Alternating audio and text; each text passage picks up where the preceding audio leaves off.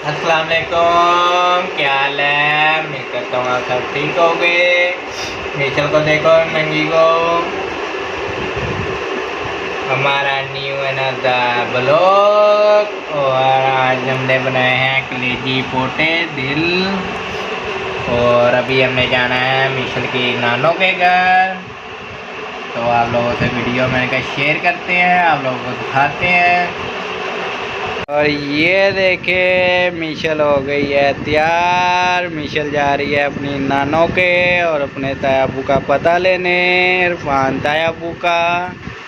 ये देखो मिशल, अरे वाह। मिशल की मामा ने मिशल का नवा शूट सिया है, ये देखें।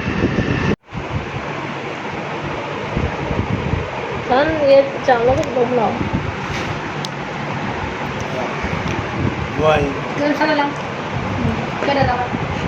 चम्मच डाल, चम्मच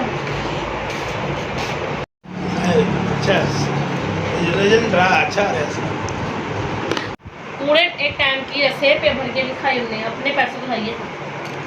मीशल, मीशल मेरी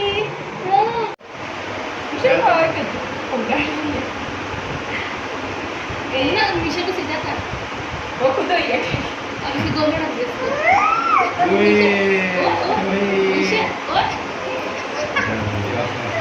अच्छा, ऐसे दो ऐसे कर दो, ऐसे कर दो। या ना इसे कैसे